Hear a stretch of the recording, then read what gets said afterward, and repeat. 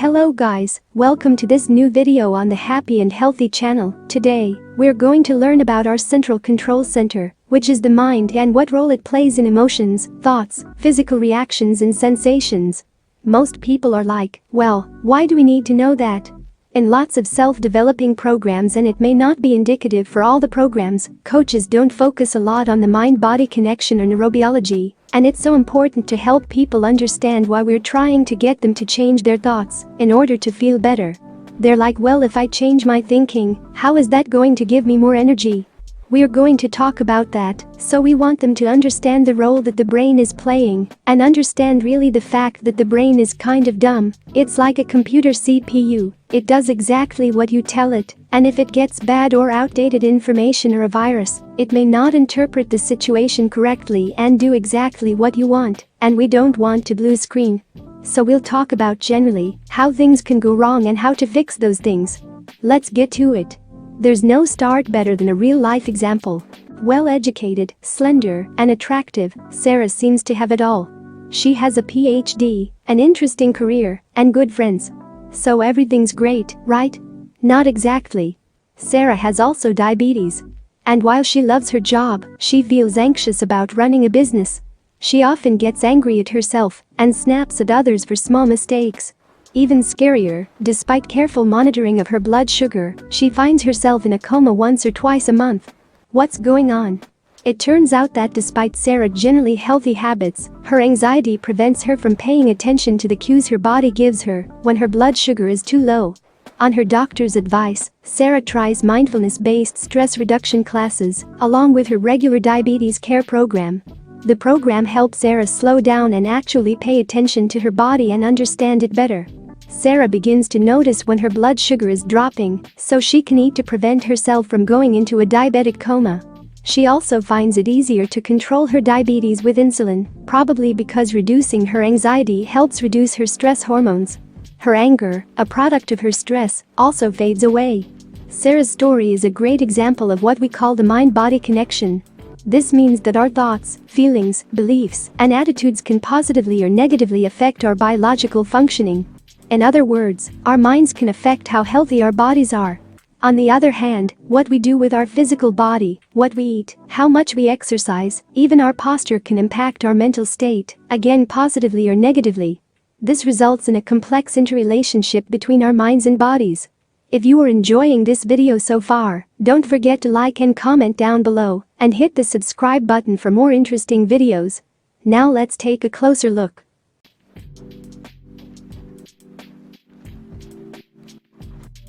It's important to note that mind isn't synonymous with brain.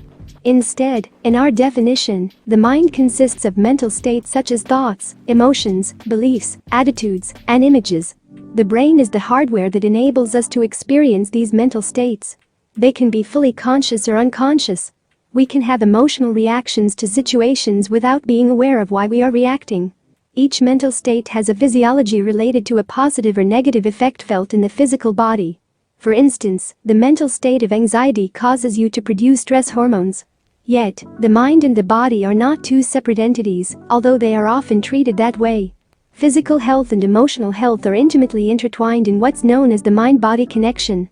Our chemistry and biology impact our mood and emotions, as well as thoughts and beliefs. With all of these factors combined, they play a significant role in influencing our stress and physical health. If you've ever felt your stomach tighten up when you are anxious, you've experienced the mind-body connection. The beliefs you hold about yourself and the world, your emotions, your memories, and your habits, all can influence mental and physical health.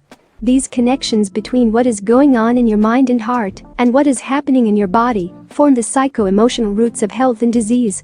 For example, neurological pathways connect parts of the brain that process emotions with the spinal cord, muscles, circulatory system, and digestive tube.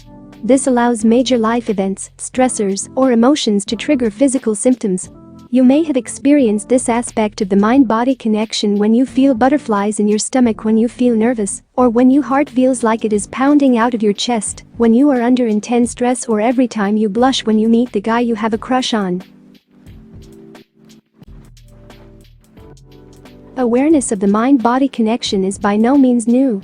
Until approximately 300 years ago, virtually every system of medicine throughout the world treated the mind and body as a whole. But during the 17th century, the Western world started to see the mind and body as two distinct entities. In this view, the body was quite sort of a machine, complete with replaceable, independent parts, with no connection whatsoever to the mind. This Western viewpoint had definite benefits, acting as the foundation for advances in surgery, trauma care, pharmaceuticals, and other areas of allopathic medicine. However, it also greatly reduced scientific inquiry into humans' emotional and spiritual life, and downplayed their innate ability to heal. In the 20th century, this view gradually began to change. Researchers started to review benefits of meditation, mindfulness training, yoga, and other mind-body practices.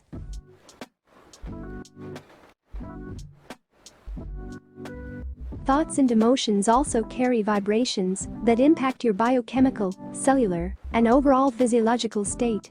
At a physical level, the body is made up of atoms and water, which are in a constant state of motion.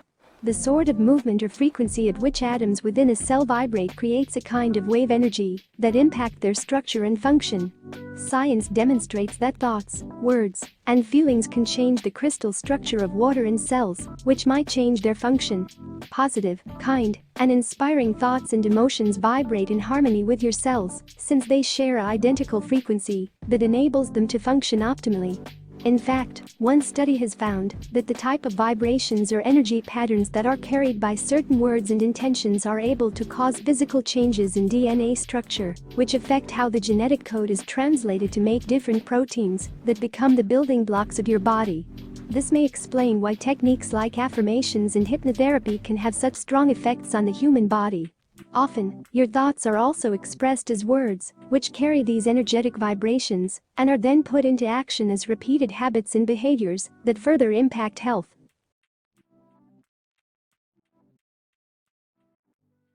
You can improve your emotional health. First, attempt to recognize your emotions and understand why you're having them. Finding out the causes of sadness, stress, and anxiety in your life can help you manage your emotional health. People who have good emotional health are attentive of their thoughts, feelings, and behaviors. They have learned healthy ways to deal with the stress and problems that are a normal part of life. They feel good about themselves and have healthy relationships. However, many things that happen in your life can disrupt your emotional health. These can cause strong feelings of sadness, stress, or anxiety. Even good or wanted changes can be as stressful as unwanted changes. Examples include being fired from your job, handling the death of a dear, or getting divorced or married. Your body responds to the way you think, feel, and act. This is one type of mind-body connection. When you are stressed, anxious, or upset, your body reacts in a way that might tell you that something isn't right. For instance, you might develop high blood pressure or a stomach ulcer after a very stressful event. One study showed that people who repress their emotions are more likely to have disruptions in the normal balance of the stress hormone cortisol compared to people who freely express emotion. Over time, chronic psychological stress can change the way the body functions at a hormonal and immunologic level, contributing to the development and progression of cancer and cardiovascular disease. For example, studies show that having imbalances in the way that the nervous system regulates the overall stress response, such as producing too high or too low levels of stress hormones like cortisol, noradrenaline, and adrenaline, may predict early death in patients with metastatic carcinoma. If feelings of stress, sadness, or anxiety are causing physical problems, keeping these feelings inside can cause you to feel worse. It's okay to let your loved ones know when something is bothering you. However, keep in mind that your family and friends may not always be able to help you deal with your feelings appropriately. At these times, ask someone outside the situation for help. Try asking your family doctor, a counselor, or even a religious advisor for advice and support to help you improve your emotional health.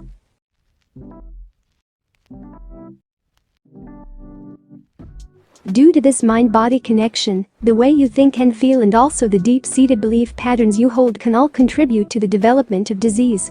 If you do not explore and accommodate with painful emotions, they can create an underlying sense of anxiety, depression, or anger which will physically disrupt the body's natural ability to heal itself.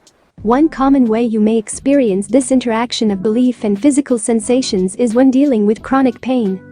In essence, pain is a combination of the physical sensations you experience, the emotions you feel, and the meaning of the pain has for you. Emotional suffering, physical pain, and other sensations share similarities in their neural pathways.